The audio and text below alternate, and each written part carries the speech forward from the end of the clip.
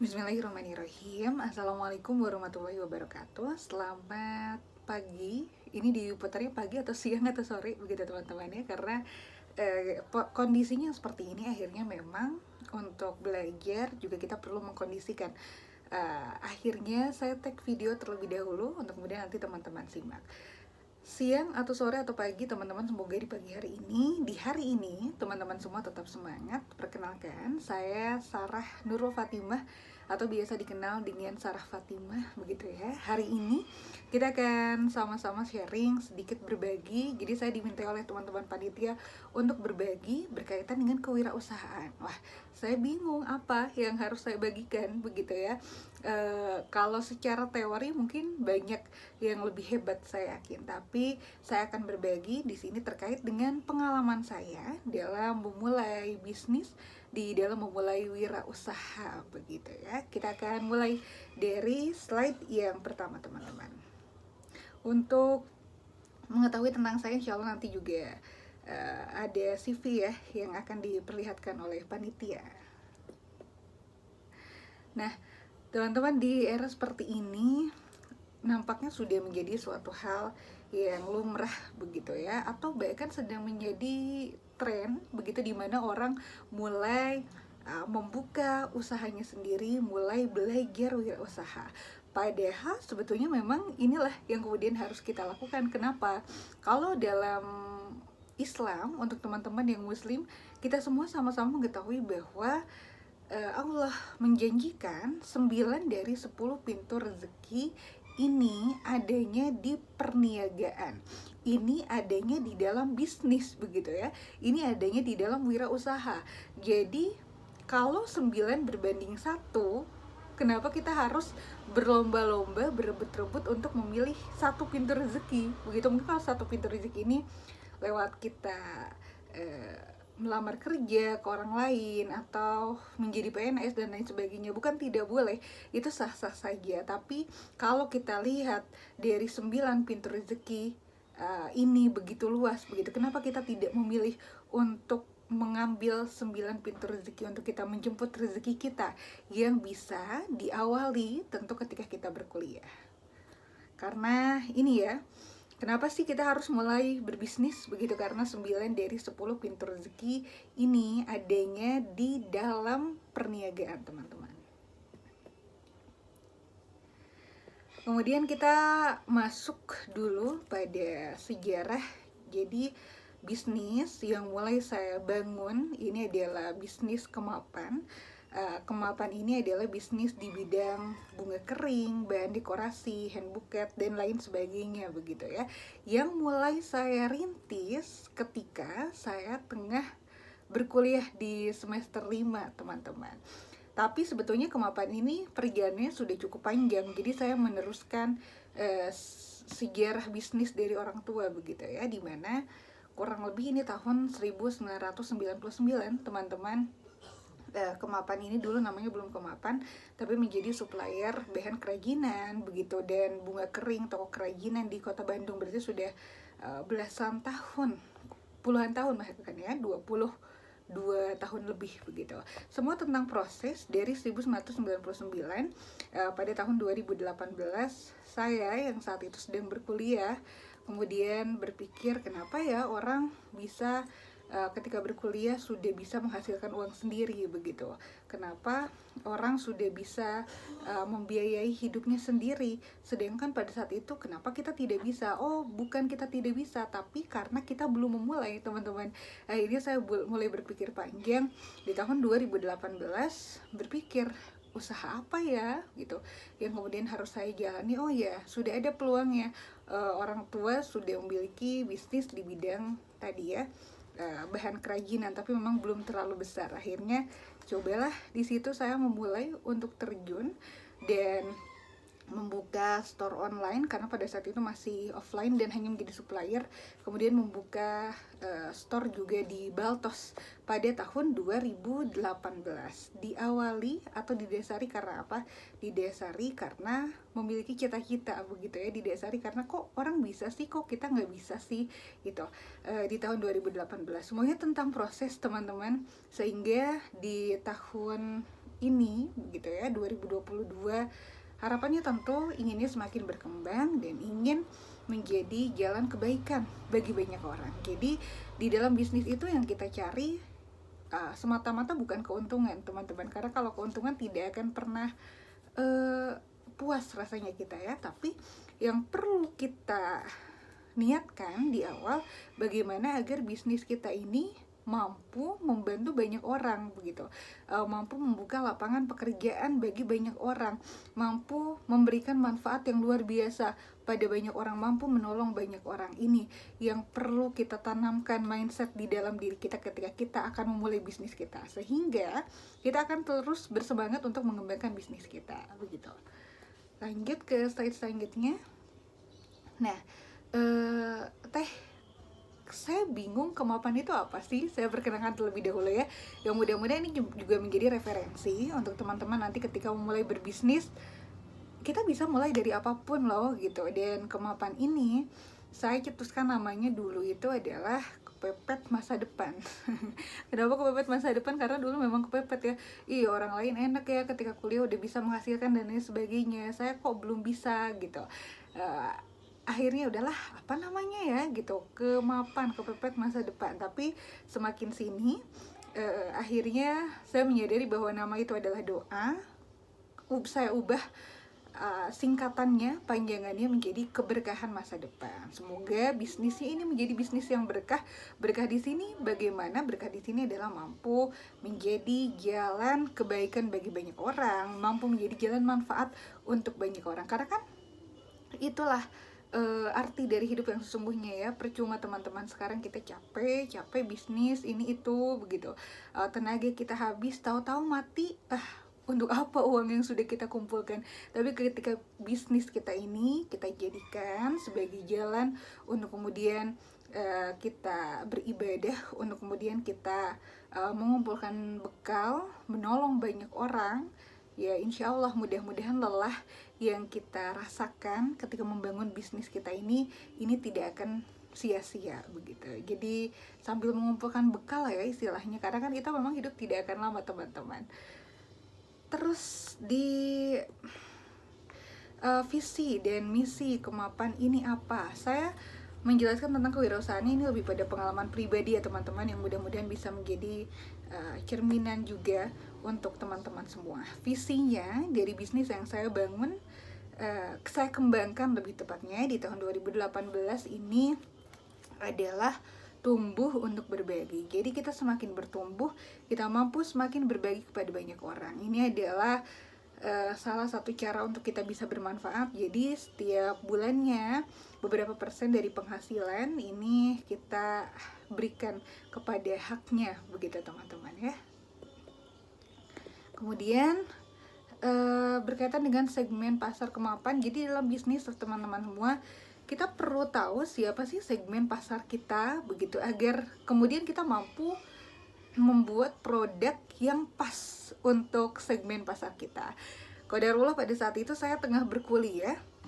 Awalnya kan saya bingung, aduh bisnis apa ya? Pada saat itu sedang libur semester 3 bulan. Wah, gabutnya kebayang seperti apa ya, merasa tidak bermanfaat begitu, merasa aduh kok gini-gini aja sih libur teh. Kemudian melihat banyak sekali terinspirasi dari snapgram kakak tingkat yang pada saat itu sedang sidang teman-teman, mereka menggunakan hand buket.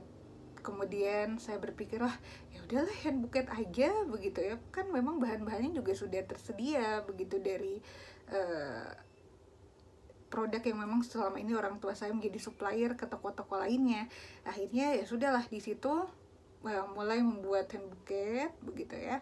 Jadi segmen pasarnya adalah mahasiswa. Awalnya hanya hand buket untuk wisuda saja teman-teman, tapi semakin sini semakin meluas untuk pernikahan juga, lalu bahan-bahan untuk dekorasi juga. Jadi kita proses dulu itu betul-betul satu pesanan. Jadi memang dipisahkan pada akhirnya ya, bisnis yang saya kelola dengan bisnis yang orang tua kelola begitu. Awalnya dapat satu customer aja itu Masya Allah senang sekali, sampai diudag-udag begitu ya.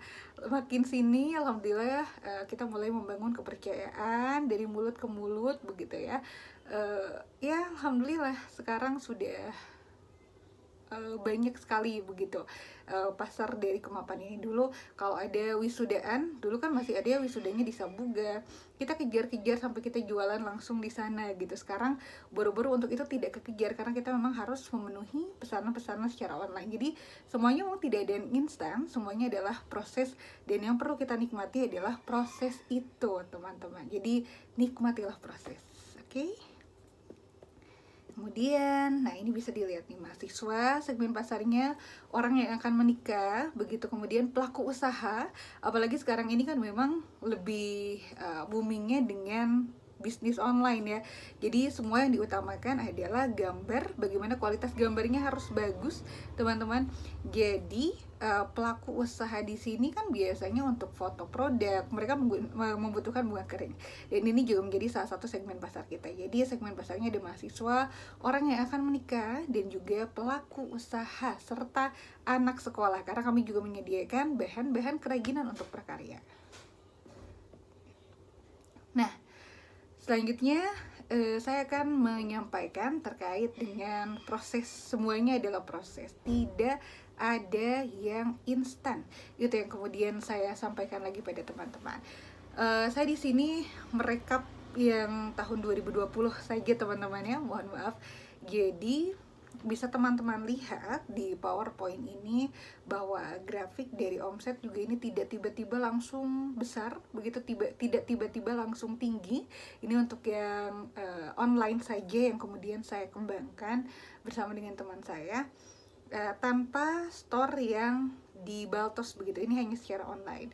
Di Juli sampai Desember 2018 ketika kami memulai bisnis kita, teman-teman bisa dilihat ada di angka berapa begitu ya. Ini tepatnya kurang lebih di sekitar 1 juta, omsetnya 1 juta. 1 juta itu masih dengan modal teman-teman. Januari sampai Juli kita coba mencari cara bagaimana caranya, kita ikut seminar-seminar, kita belajar digital marketing, semuanya kita pelajari karena semuanya juga harus ada ilmunya ya. Ini alhamdulillah mulai naik di sekitar 8 juta omset per bulannya, rata-ratanya. Kemudian masuk ke Juli sampai dengan Desember tahun 2020 teman-teman, kita kan ini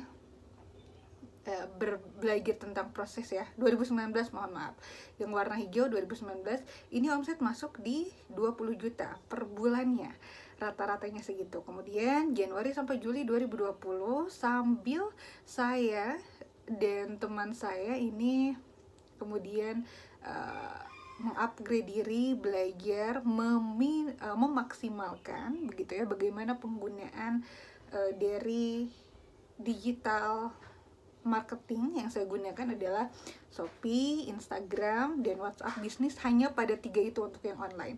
Tapi sambil kita pelajari begitu ya, kita ikut seminar yang gratis teman-teman, karena pada saat itu untuk mengikuti seminar yang memang harganya besar, wah belum kekumpul uangnya. Biasanya kan seminar untuk digital marketing kalau dulu mahal-mahal tuh 7 juta, 10 juta, waduh belum kebayang uangnya dari mana gitu. Akhirnya cobalah kita menggunakan yang gratis tapi alhamdulillah ini bisa sampai di sekitar 27 juta omsetnya per bulan. Dan teman-teman saya sama teman saya ini punya target, pokoknya kita harus ada di atas 30 juta. Berani nggak per bulan kita harus punya omset di atas segitu gitu. Semua kan harus berani, semua harus tertarget ya. Akhirnya saya coba sambil mencari tahu bagaimana caranya. Alhamdulillah ternyata yang apa yang diobrolkan itu betul-betul terjadi begitu. Rata-rata di Juli sampai dengan Oktober 2020 teman-teman, di saat kondisi pandemi, berarti pada saat itu ya, omset ini naik. Di saat mungkin orang-orang banyak yang terpuruk, tapi kita perlu menyesuaikan, kita bisa menyesuaikan. Inilah pentingnya kita beradaptasi juga, menyesuaikan dengan keadaan. Omset ini ada di sekitar 40 juta teman-teman.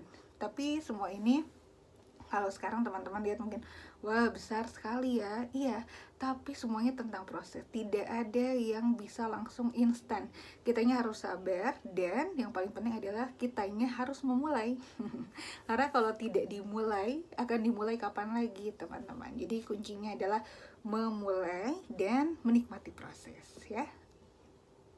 Nah, Untuk alamatnya sendiri di mana teman-teman yang ingin tahu lebih lanjut terkait dengan kemapan ini adalah silakan teman-teman bisa lihat ya, Instagramnya apa, Shopee-nya apa, nomornya berapa, dan tempatnya di Baltos, lantai dasar 2, Blok K2, K3, dan G6, Kota Bandung, teman-teman. Saya di sini mungkin berbagi pengalaman ya, terkait dengan tadi kemapan ini yang mudah-mudahan bisa memotivasi teman-teman semua agar bisa segera memulai untuk berbisnis. Minimal kita niatkan agar bisnis ini membuat kita tidak merepotkan, tidak membebani orang tua. Kita bisa membiayai hidup kita sendiri sambil kita kembangkan. Harapannya kita niatkan agar kita bisa membantu orang banyak, teman-teman. Oh iya, satu lagi. Jadi kan salah satu indikator dari negara maju ini adalah, kalau tidak salah itu 2,5%-nya ya, adalah pengusaha. Pengusaha di sini kan diawali dengan wirausaha, diawali dengan orang-orang yang mau memulai bisnis. Kalau negara kita sudah masuk di angka segitu, dan mudah-mudahan teman-teman termasuk diantaranya, berarti Indonesia bisa dikatakan sebagai negara yang maju, teman-teman. Inilah pentingnya kita berbisnis, inilah kita pentingnya berdikari, berdiri di bawah kaki kita sendiri, bahkan kita bisa menolong orang lain lewat bisnis kita, insya Allah ya. Dan penutup dari saya, salah satu pembisnis yang hebat, ya gini luar biasa menjadi figur bagi saya, Dewa Eka Prayoga mengatakan, jangan mati-matian mengejar sesuatu yang tidak akan dibawa mati. Jadi kita luruskan terlebih dahulu niat kita, bagaimana caranya agar bisnis kita ini bisa kita bawa mati. Caranya dengan seperti apa? Caranya adalah menjadikan bisnis kita ini sebagai jalan manfaat bagi banyak orang, bisa membuka peluang pekerjaan bagi banyak orang, bisa menolong banyak orang, yang mudah-mudahan bisnis kita ini semakin mengepakkan sayap kebermanfaatan, insya Allah ya. Selamat memulai, selamat untuk mencoba. Semuanya diawali dari memulai. Kalau teman-teman hanya berpikir, itu hanya akan bingung, berpikir saja, aduh bisnis apa, bisnis apa, bisnis apa, begitu ya. Itu hanya akan membuat teman-teman bingung. Tapi ketika teman-teman berani mencoba, maka insya Allah nantinya akan ketemu, saya harus mulai dari mana, saya harus memperbaiki apanya lagi. Itu saja teman-teman, terima kasih banyak. Mudah-mudahan semuanya sehat selalu dan senantiasa sukses juga diberkahi ya. Assalamualaikum warahmatullahi wabarakatuh.